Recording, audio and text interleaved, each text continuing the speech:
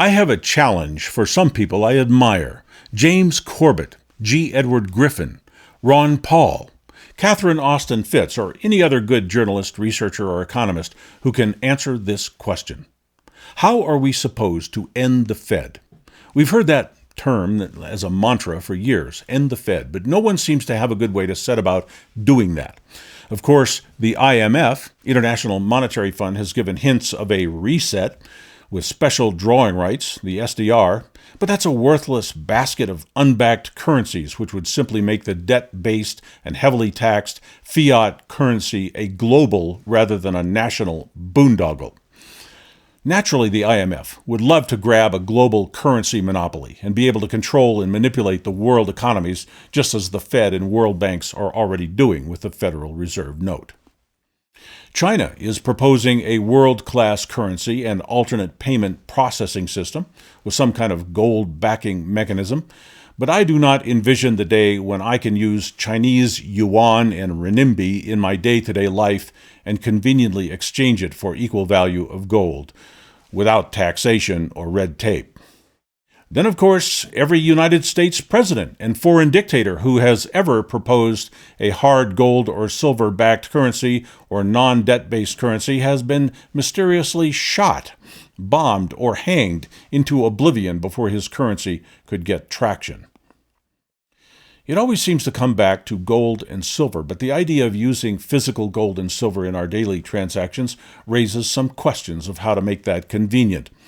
And in the meantime, how do we keep government from meddling in that with some crooked stunt, such as confiscation or devaluation, as has been done in the past? At least with physical gold and silver, we have some chance of keeping our transactions private. The challenge is to end the Fed in a way that will solve the problems that the Fed has created and which are now so easy to see. So by asking the right questions, I believe we can approach and find some solutions. How do we institute real money without intrinsic debt, without crippling tax consequences, and institutional tyrannies? What is the path? What would that currency or medium of exchange look like? Would it come into common and practical use easily? How would it smoothly and finally displace the Federal Reserve note and restore economic health to the American economy? How can we be sure that our currency will never be debased, controlled, or manipulated? These things can be done. We just have to agree on some particular approach to do it. If enough of us agree, we can do anything we want. We just have to make a choice and be willing to compromise a little to get the job done. But it has to be our choice and not the choice of some Rothschild or royal British descendant. Are we doomed by the advent of technology to be forced to use surveillance-based microchipped plastic cards and centralized transaction databases? Not if we use our brains and get busy on proposing some better alternative. If we don't do that, someone will do this for us, and that will not be good for us. It will be good for them. We have to step up.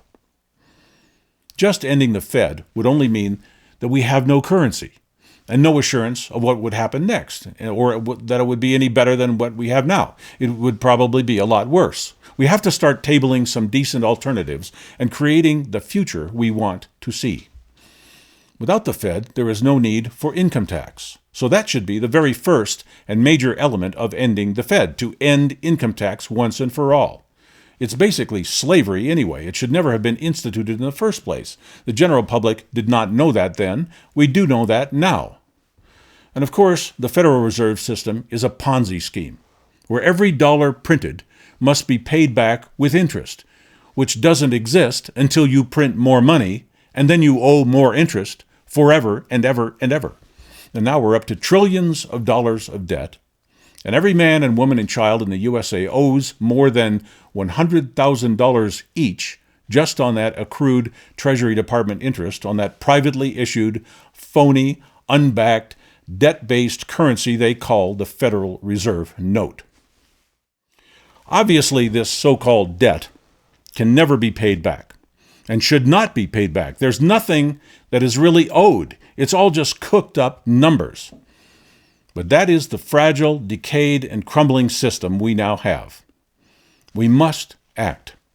We're going to have another system very soon, whether we like it or not. And the people who run the Federal Reserve System are already busy trying to set up something just as bad to shove down our throats.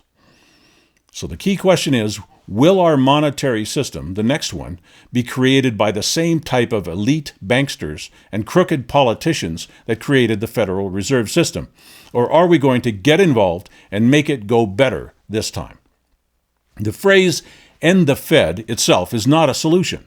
It's simply a reaction to the very serious problems of crushing taxation, out-of-control debt, institutional corruption, and crippling economic drag throughout the entire economy, and affecting every single living person who touches Federal Reserve notes in any way for any reason.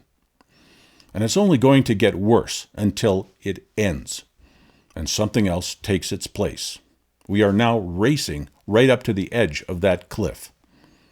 So if your name is on this list, you should definitely have some good ideas.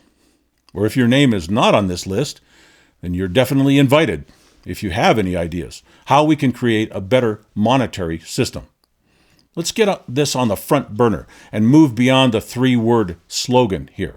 Let's get our ideas for the next monetary paradigm onto our websites and social network pages. Post things on this video, or send your contacts to me at feedback@freedomtaker.com, and I will set up a web page that is protected from censorship and trolling, where good ideas can be collected, sorted, discussed. I'll make videos on the progress. We just do whatever we can. I say this is a mission to put our heads together to decide how to move forward on a sound, stable, and honest monetary system.